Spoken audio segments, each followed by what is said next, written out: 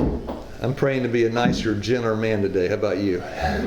I'll pray. We'll begin. Our Father in heaven, bless us this morning as we try to be gentle, kind, loving people. I ask it in Jesus' name. Amen. Okay.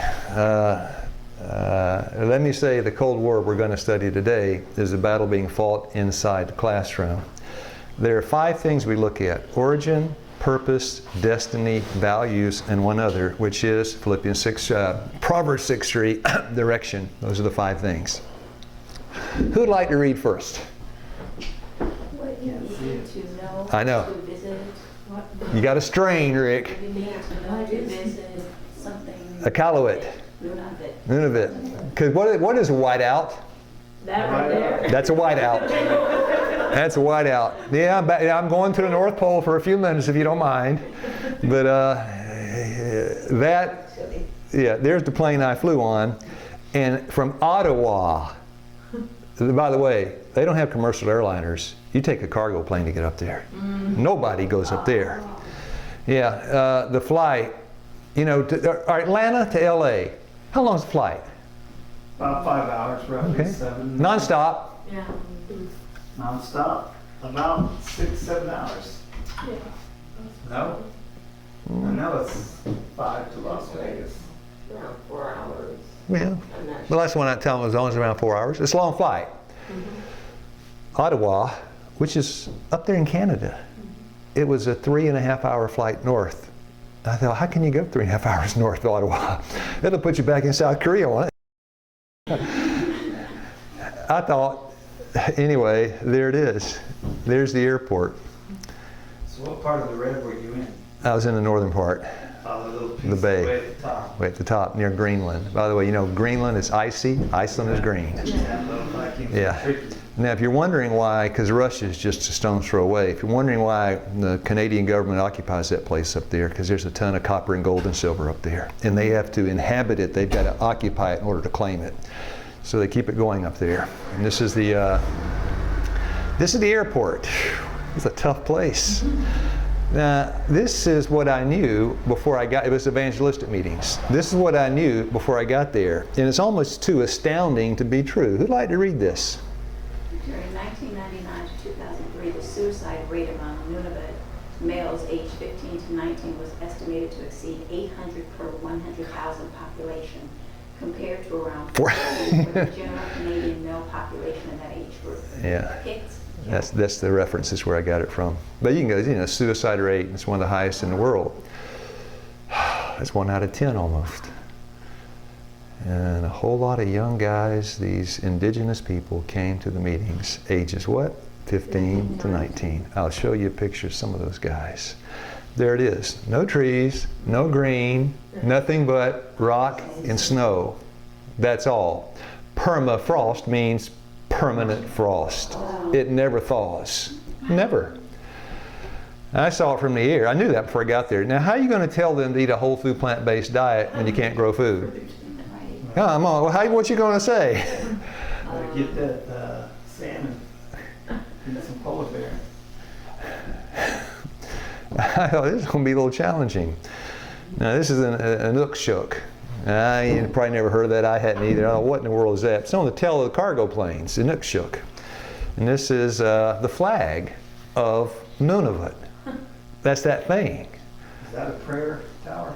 I know what that, I had a lot of ideas. Of course, when I got there, I said, what's the deal on this thing? It's everywhere. And the guy said, oh, that points home. Who'd like to read? Traditionally, Inukshuks were used by the Inuit in the north as directional markers. And Inukshuk is the shape of a person signifies safety, hope, and friendship. Wow. Because you get lost when it's all white, right?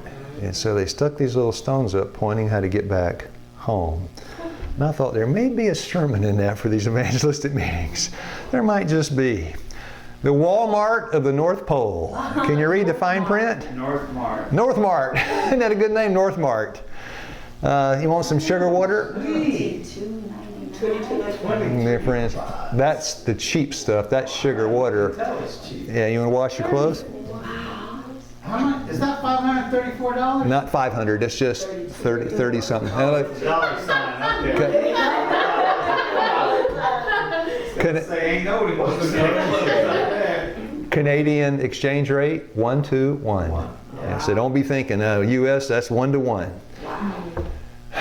Now, the lady, the wife of the man in the organization that gave me the invitation, I wrote her, had her email address, and I said, look, can I bring you something? You know, some yeast flake, you know, this is the North Pole. You want some olives? What can I bring you? She said, I wrote back, she said, yes, please, please, bring me some infant formula. What? Bring me as much as you can bring. I got there and I found out why. Oh my Lord have mercy. The child is starving. That's a little kid. Yeah. Now, the group that I went with, I'd cry if I had to pay that too. Now I understood. Bring me infant formula. So, the group I went with, one of the ladies there, they were doing the groundwork and this, that, and the other. She was smart. That's what she brought. Freeze-dried food. Beans, okra, corn. I said, this is good. Because if you want to go buy lunch at North Mart, you need about $300 US. Wow. One day. Yeah. Because everything comes there by plane. Well, let me back up, turn up the volume here. So I'd gotten there. Now this was September. This is not winter. No, this is not winter. I said, I'm going when it's not winter. I got there, hit the ground. This is winter. If you look, now I didn't put it on here. On the local forecast this morning, it's like 54 below zero. Soon they're looking at 6 months of darkness. And you speak to somebody, oh, it's only 54. That's 54, not minus. Fahrenheit, 54 below zero. And difference, it's not winter yet. Winter doesn't even start for another month. Why don't they live there? I was thinking the same. Why? Because the Canadians occupying it, and the people that invited me were Canadians stationed up there. They're getting paid a mountain of money. In fact, there was a piano player for the meetings. He was from the Philippines, which always works because I lived there. And he said, I'm making a mountain of money here, but I got nowhere to spend it. He said, I'm rich but lonely. I'm moving to Thailand where it's hot. That's what he said. I got a picture of him here. Nice guy. Hey, honey. Today it snowed about 4 or 5 inches already, and it may not stop. I just got back from Peter's house. I walked the last part of the way. I got to ride part of the way, walked the last part of the way, because people didn't want to get their cars out here in the snow. Anyway, that's it. It's pretty dead, pretty quiet as the snow falls in the Arctic. I love you with all my heart. Here. Love you with all my heart. Here. 5 inches of snow. Wait a minute, it's summer still, or fall, wherever it is. So there's one of the churches shaped like a Igloo. igloo. Yeah, everybody knows igloo. Yeah, it's shaped like an igloo. Isn't that nice? Oh. That's church. And of course, this is, I'll tell you what that is more in a minute. That's the high school. And now, you ready for your first health lecture on nutrition? I want to share with you what you need to be eating. What do we need to eat? Now, you tell me. Oh. What do you have? No, you tell me, Barbara. What do I need to be? I'm in the congregation. I'm coming to hear this tall guy. He's going to tell me what to eat. Nutrition 101. The ideal, God's diet for you. Fruits and vegetables. Fruits and vegetables? I didn't show you the price on fruit. You want a mango? You better have about $45. Fruits and vegetables? They get up, walk up, and leave the meeting. Smoked salmon. So Leviticus 11, this, that, and the other. I worked into it slow, the distinction between the clean and the unclean. And Carabao, clean. And this is how they eat up there, the poor folks. The government gives them housing, and that's lunch. That was lunch 2 days ago. I saw the guy out in his yard. I stopped there. I said, "Hey man, what is this thing?" He said, "Well, that's the hunt. They hunt. That's the macho thing up there, to be a hunter, right?" And I said, "Okay, this is going to be a different world down here." And so I'm going to work. I'm off to the office. First night, Nutrition 101, listen to me. And they're all listening. Now, we had these two ladies. They were serving time, and they were doing community service. So we asked that they could cook for us as their community service. So they cooked for the meetings. And we tried to serve food that was, you know, and these are the guys coming to the meetings. I was surprised. I did not think it would be children. Now, if you don't know, you ladies don't know what all these hand signs and all these gangster signs and stuff. I look at these guys and all that. I say, what are you? Yeah. So, yeah, it's the Arctic, but it's all the same.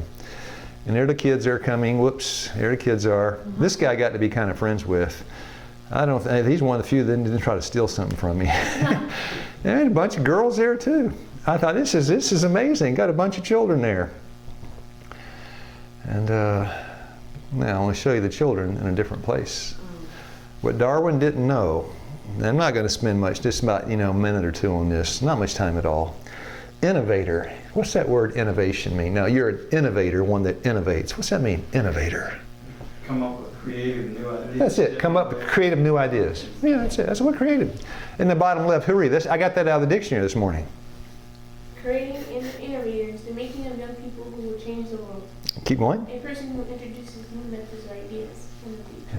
And we call it like cutting edge, right? There it is. Darwin defined evolution as descent with modification. Another wise, the point's where? Home. The original home was a slime pit.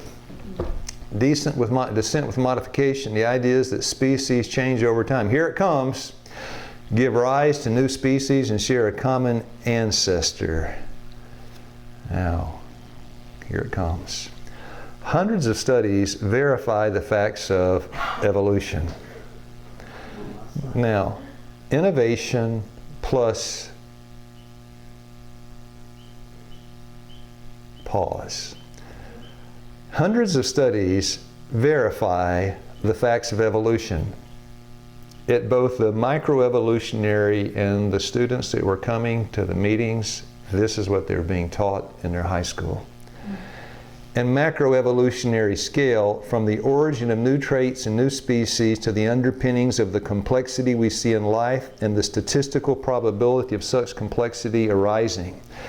When Charles Darwin introduced the theory of evolution through natural selection 158 years ago, now, evolutionary thinking plus cutting edge thinking plus innovation equals what? Indisputable truth according to them. That's according to Rick. According to them, indisputable truth. Read it to me. When Charles Darwin introduced the theory of evolution through natural selection 158 years ago, the scientists of the day argued over it fiercely, and they did. Darwin did introduce something new. But the massing evidence from paleontology, genetics, zoology, molecular biology, and other fields gradually established evolution's truth beyond reasonable doubt. Today, that battle has been won everywhere, except some of these old fogies in the public don't quite close in on it yet. In other words, they just said case closed. Mountains of evidence pointing out the fact that Genesis is a fairy tale. Yeah. Now, this is the Canadian National Radio. Because it's big news when a guy comes to do meetings in this place. I mean, this is health meetings. So I got invitations. It's a live program. This lady, her name was Sally, she's a radio personality. This is all over Canada. And she asked me, what's your purpose in being here? I said, well, talked a while. And told her, really the questions that arise today, it's your, destiny, your origin, your purpose. She said, what are you talking about? Your value, your direction in life? What are you talking about? I'm talking about health. I'm talking about health of the mind, the body, and the soul. What are you talking about? Nice lady, by the way, nice lady. And there's the school. What's happening on the inside? And you know what to do after hours? because the days are short, right? This is, can anybody read their signs? The climate is changing, I agree. Schools strive for climate action. And they're not in theory up there. They're in practice. Yeah, because today, the polar bears, we say they're going extinct. A lot of them, that's what they eat. I had a polar bear hunter, which was a lady about the size of Nicole. And I'm talking at the meeting. Hey, what do you do there, sister? What do you do? Oh, I'm a hunter. She was about 30 though, wasn't near 30. You're a hunter, huh? I said, yeah. She said, so what do you hunt? This is truth, gospel truth. She said, polar bears. I said, what do? You get like 270, 300 yards away, take aim and you shoot the thing? She said, oh, no. Big knife. She said, you got your knife, right? And then when the polar bear takes a swipe at you, you duck and put it in the side.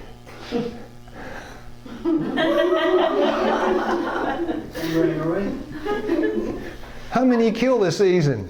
She said 3. I said, okay. It's a different world up there. And yeah, so the polar bears now can't walk on the ice. They fall through and everything. It's infecting them. So they want the people down here in the United States to stop using so many refrigerators and stuff. Now pause for a moment. I've shown this 4 or 5 times. It's Hawking saying, you're a monkey and so is he. His science took him to a place that I don't want to go, right?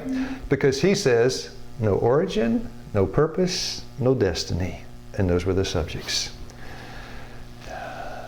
And even though you may have a secular audience, when you say 1 in 10 people kill themselves, what does the audience say? Of course. Of course. Because one says, my brother killed himself, he was 14 years old, killed himself last week. Another says what? Everybody had family that had killed themselves. So you talk about suicide rate, nobody has to, you don't have to convince anybody. You got to convince them that the rate is lower than what you said. You say 1 in 10 kill themselves? That's not right. It's got to be 2, 3 in 10. This is how they talk. Okay? And then you ask the question. Remember value. Is there any value in a human being anyway? And they say yes. And you say, based on what? Based on what? What gives you value? And anyway, the classroom. I could not get into the classroom. This is the classroom in Cornell or somewhere, right? I couldn't get into the classroom up there. This is the battlefield. No origin, no purpose, no destiny, no direction, no nothing. So the students in that classroom up in Nunavut, you came from what? Slime pit. That's Nowheresville. You're going where? Nowheresville. You came from nothing, you're going to nothing, you're worth what? Nothing. Then why not kill yourself? And that's what they do. Where do they learn suicide? Biology 101. Time magazine. I'm going to blow it up. Even they call it a war, don't they? Even they call it a war. The Adventists can't see it, but Time magazine can. I blew it up off the cover of each one.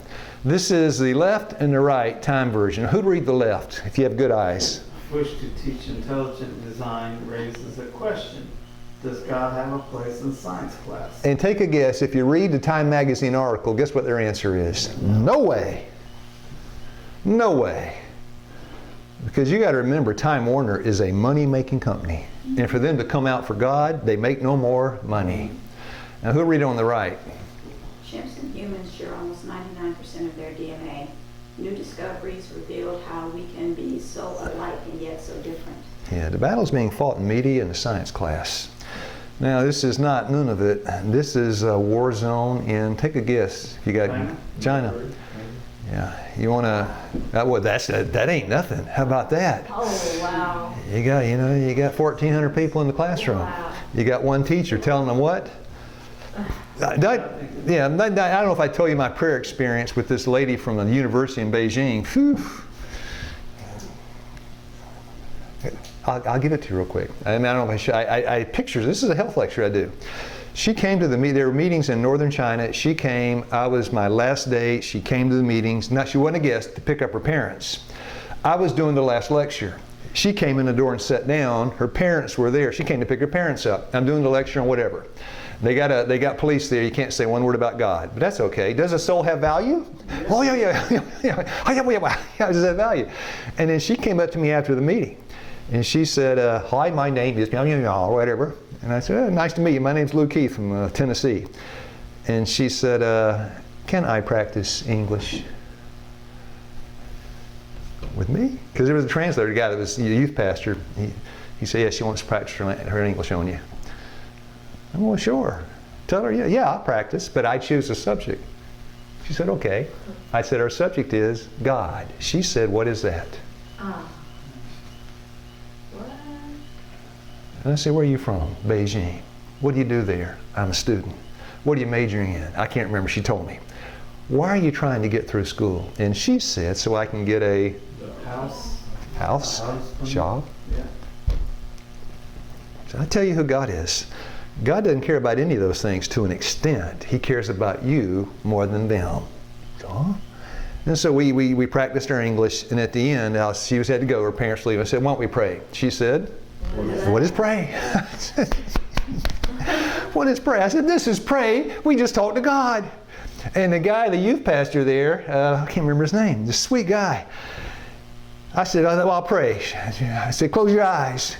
We're going to pray, talk to God. She didn't close her eyes. And the youth pastor did this. I didn't do that. She looked at him. Guess what she did? I said, oh, wait a second. You can do that if you want to, but you don't have to. You can talk to him like this, like this, like this, like this. You can do this, but you don't have to. You just talk to him from your heart. And I said, you go home and keep talking to him. That's all you need to do. That's your part. You just talk, he'll listen, he'll answer. She never heard it before. Boom. There she sits, right? Yes, ma'am. I was prayer coordinator at our church, and the first time I encountered that, a young couple came in, and they came to prayer meeting one night, and as we were sitting there, and said, okay, do you have a prayer request? They were like, how do you pray? What's that? Like, What's that? We don't know what that is. Yeah. So, I mean, you don't have to go as far as Beijing. Oh, yeah, all you got to do is go to Jerusalem, Luke 11, verse 1. Lord, teach us to pray as John the Baptist taught. They didn't know how. Taught his disciples to pray. They didn't know how either. Now, yeah, there it is, right? That guy was trying to sell me one. The conclusion of the matter. Attending worldly colleges and universities. The conclusion of the matter, no absolute conclusion. No compass. Nothing pointing home. Lost and no way to find home. Here is the danger of our youth. The attractions in these institutions are such, and the teaching so intermingled with error and sophistry, that they cannot think about, our friends in Iqaluit, China. Am I my brother's keeper? Yes. And the teaching so intermixed with error and sophistry, they cannot discern the poisonous sentiment mingled with the useful and precious. There is such an undercurrent, now the microscope, there is such an undercurrent, and it works in such a manner that many do not perceive it, but it is constantly at work. Certain ideas, what ideas? You came from slime and you go into slime. Those ideas. Okay. Can I take all that and make it into Lou Keith slang saying? Your life doesn't matter. Doesn't matter. You are expendable. They used to teach that in the Army, right? The higher good. You do what we say. You die, we got somebody to take your place. That's not exactly how the Army of Heaven works. Certain ideas are constantly advanced by the professors and repeated over and over again, and at last in beholding, your mind is what? Proverbs 23:7, as a man thinketh, what causes you to think is what you hear, see, taste, touch, and smell. At last the mind begins to assimilate and conform to these ideas. What's your life worth? Not much. What's mine worth? Zero. And that is the problem. Now you think our problems are different from their problems. What are they talking about? Now that's the, yeah. No. Actually, it looks like climate change. It's not. It's talking about all the Royal Canadian Mounted Police killing all the people up there. It ain't Black Lives Matter, right? It's Indigenous Lives Matter. You want to see the picture of the neighbors there? 400 plus Indigenous deaths in custody. Yeah. And they don't know the answer. Don't know it down here either, right? Black Lives Matter, White Lives Matter, and Indigenous Lives Matter. Nobody knows the answer. Because in school you're learning that they don't matter. There is a disconnect between what you learn in a pagan school and what you know in your heart. That I matter. Now this is an interesting example. This is what you would say, you'd call a resume. Now nobody probably can, does anybody have eyes good enough to read under financial analysis and reporting? Meticulous financial analysis, who undertakes complex assignments, meets tight deadlines, and delivers superior performance. Possesses practical knowledge in corporate finance and financial markets, applies strong financial planning and analytical skills to inform senior management and key trends, reduce company expenditures by more than $255,000, operates with a strong sense of urgency, and thrives in a fast-paced setting, fluent in Spanish, core competencies, et cetera, et cetera, et cetera. Can't take it anymore. Can't take it anymore. Intellect over character. Boom. And if you say, well, does she have nice legs and is she a loose woman? That is intellect. It is not character. So what they did, of course, the world loves resumes that sound like that. So the resume writer looked at the thing and he said, no good. You need to rewrite it. Didn't change anything, just a makeover of the paper. All right, isn't that nicer? Before and after? Change the, what do you call it? Yeah. What do you call it? The format, the graphics and everything. The same thing. You changed you made over the paper, but you didn't do anything for the person. That's why I don't work for IBM. They wouldn't take me anyway, but that's why I don't work. By the way, something interesting happened yesterday. I'm sitting here with Rod, and I said, Rod, you know, the lectures on value, right? It's always around those things. Value, and ministry, and calling, and this, that, and the other, and with health. And I said, you know, Rod, it's a different ballgame here. I said, if Bill Gates rolled up into the driveway, and let's take Aisha, for example. Let's take Aisha. If Bill Gates offered her $10,000 a day to answer his phone for 2 hours, you know, I ask that a lot, right? 2 hours a day, 3 days a week, would she do it? Rod said, you can ask him. He said, absolutely she'd do it. And then Aisha walked by the door. Aisha, could you come here a second? Now I want your honest answer. I want your honest answer. Let's ask her, Rod. He said, okay. And we asked her. The Bill Gates offered you this and this, would you do it? The second to last word got out of the question. She said, absolutely not. Absolutely not. Not interested. I said, praise the Lord. How do you put that on a resume? Loyal to corporate values. Air break. This is the no room for error. The no room for error. Yesterday I was short, this morning I may be a little long, sorry. Who would like to read this? No room for error. It would be perfectly safe for our youth to enter the colleges of our land if they were converted every day. But if they feel at liberty to be off guard one day, that very day Satan is ready with the snares and they are overcome. Now I can read that and say unequivocally. That's a big word, unequivocally. It sounds smart when I say that, unequivocally. You know, evidently people don't sense their danger when they walk into a place like that. They don't sense the danger. They don't. If they did, they wouldn't go. Wouldn't you? I mean, you read it, right? And then they hear the seven-day Adventist. Well, I'll go there as a missionary. That's what I want to study this morning. God calls certain people to go into these. I want to look at what they quote. Yeah, I want to study what they quote. Calculation of the margin of safety. Did that in the military. What are the chances of coming back? Suicide mission. Who'd like to go?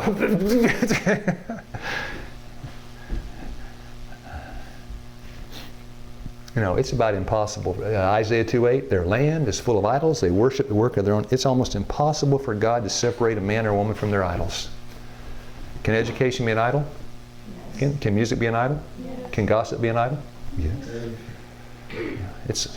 God trying to cleaver people out of the world is just about impossible. But it's not, because with God all things are. Now, this is Mrs. White's on the scene. She's writing Loma Linda messages. They're starting a medical school. They've got no doctors. How can you start a school without doctors? You can't start a school with Adventist doctors to teach until they get licensure. Where do they go? Michigan, Ann Arbor, University of Michigan. There was one class of students who attended Ann Arbor, which included a number of those who have since become prominent as physicians in our sanitariums. That's how the medical work started. I do not know that I can name them all, but among them, so when you hear Olson and Kress and George and Paulson, these were the ones that went to the University of Michigan. George and Abby Winnegar Simpson. I want to tell you how these students did while in this school. Now this is inspired, right? This is inspired. They realized, step one, they knew that this could be, this is dangerous.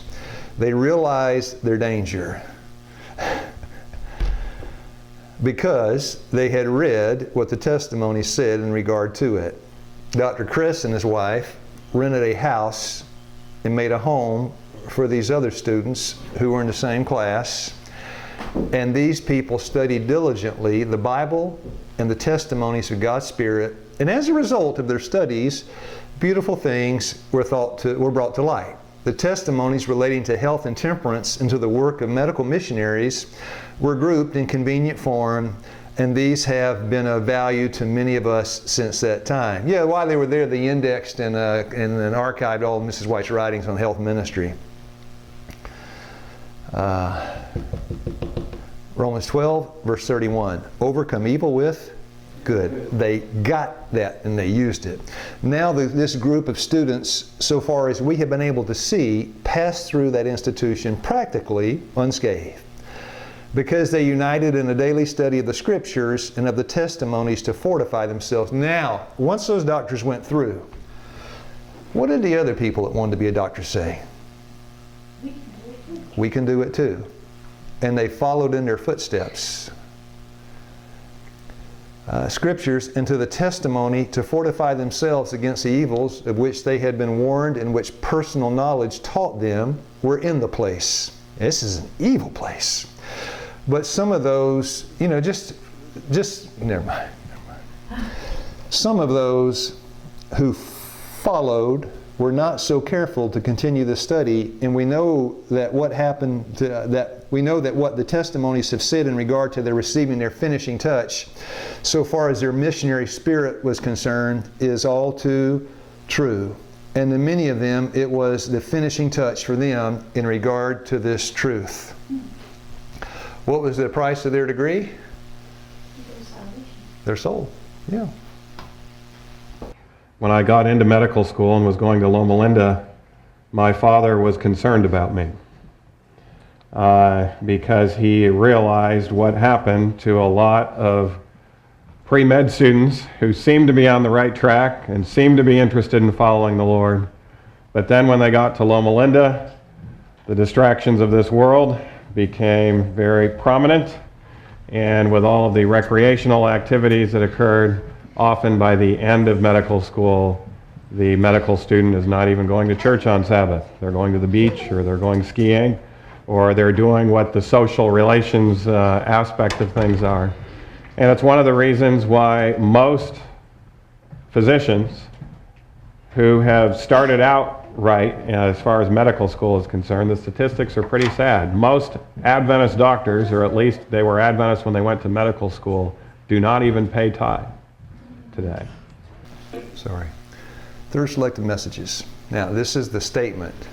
It's the only one in her writings that I know of. This is the statement. There are those who, after becoming established and rooted and grounded in the truth, should enter these institutions of learning as students. That's it. There's a statement. But you go down a sentence or two, I scarcely dare present this method of labor, for there is danger that those who have no connection with God will place themselves in these schools, and instead of correcting error, and that I underline, the purpose of going into that school is to correct all those wrong ideas and to bring the light. You go as a light bearer, not as a student to learn, but as a student to teach, because what they know is not right. Right, like the Waldensians. And that's where we're going next, Rick. The Waldensians, they say, well, I want to do what the Waldensians did. Now, you didn't read what the Waldensians did. Now, you missed it. Will themselves be led astray. Yeah. But this work must be done, and it will be done by those who are led and taught of God. And how many people over the years I've talked to, God is leading me to go to the University of Arizona. Yeah. And I say, you wearing a mini dress? You're a coffee addict? And you're going to go be a missionary somewhere? No, this is for people that are converted and they see the dangers involved, knowing that one day, unconverted, their soul's gone. That's the kind of person you send to a place like that. Isn't that true? I mean, maybe I'm reading it all wrong. No. Now, the Waldensians, from their schools in the mountains, some of the youth were sent to institutions of learning in the cities of France, go to Paris and go to college. And it's true, they did. Where was a more extended field for study, thought, and observation than in their native Alps. In the schools, whether they went, they only quote the first paragraph. They were not to make confidants of any. Their garments were so prepared as to conceal their greatest treasure. Now, why would you want to sew a Bible verse in your underwear? Come on, give me a break. Why? Share it. Yeah, but why not just put it in your pocket to share it? Because it meant death. It meant death if they caught it in your pocket. Did they know there was some danger in going? Yes. Yeah. They were trained. They were going on suicide missions. Yeah, sure. In fact, we're right to read, a lot of them didn't come back because they were caught in that university. Yeah, scanned their underwear, found that Bible verse, John 3:16, we're going to kill you. Their garments, you know, it's almost, you almost like laugh at this kind of thing. You're saying the Waldensians were spearheading a reformation in education and in the church? Yeah, this is like, Their garments, this is so foreign to us. Their garments were so prepared as to conceal their greatest treasure. It wasn't an iPad or a new calculator, Hewlett-Packard that'll do, you know, cosine. No, it was John 3:16 in my boxer shorts. Put you in jail. Take anything, don't take my underwear. Their garments were so prepared as to conceal their greatest treasure, the precious manuscripts of the Scriptures. Now, if you've got that kind of mindset, then you ought to go to the University of Georgia. You can do your work, right? If your mindset is like that, you're ready to go. These, the fruit of months and years of toil, they carried with them, and whenever they could do so without exacting suspicion, they cautiously placed some portion in the way of those whose hearts seemed open to receive the truth. From their mother's knee, the Waldensian youth had been trained with this purpose in view. They understood their work and faithfully performed it. Converts to the true faith were won in these institutions of learning, and frequently its principles were found to be permeating all the University of Paris. Where did that heresy come from? The guy with the yellow boxer shorts. This is where it came from. Yeah. And when the administration got wind, there was some kind of Waldensian perpetrator there, leavening the truth. What's their response? Hunt him out. I'm going to kill him. Just find him and kill him. Great controversy. The missionaries went out 2 and 2. Next question, are you going by yourself? No, I'm going to go with another pagan. Mercy. The missionaries went out 2 and 2 as Jesus sent forth his disciples. With each young man was usually associated a man of age and experience, the youth being under the guidance of his companion, who was held responsible because the young people don't take it seriously.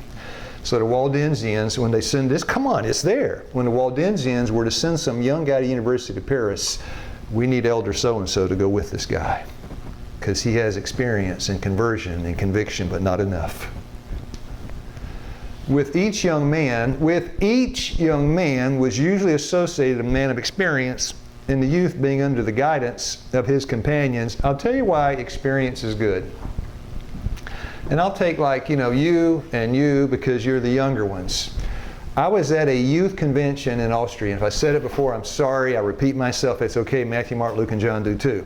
I was at a youth conference in Austria. Walked in with the German, Austrian, and Swiss students. I couldn't understand the language.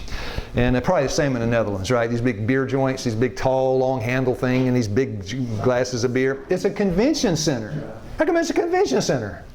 And so I'm sitting there with the youth, and they're looking into it's down the hall. They got bars on the side, like an airport, bars and restaurants. Inside the bar there, the guy's got this big thing of beer, big old draft thing, and he's pouring it. And boy, the people around the bar are all young, just like them. And what kind of expression do they have on their face? Smile. Oh yeah. I mean, they are happy. The good times are rolling. Our youth look into there and they see what? Enticement. Of course, isn't it? Yeah. And the old guy looks in there and sees what? Cirrhosis of the liver and adultery. That's the advantage of being old. Isn't it? Mm-hmm. Yeah. Yeah. Take an old guy with you. Where are the old guys? They went to the Worley University by themselves. The youth being under the guidance of his companion and didn't come back, who was held responsible for his training. Now, people don't believe this. You, elder so-and-so, are responsible for that young guy. And if he doesn't come back, don't you come back. His life is in your hands. This is life and death business. I'm going to Dartmouth. What'd you get on your SAT? 1300, aced it.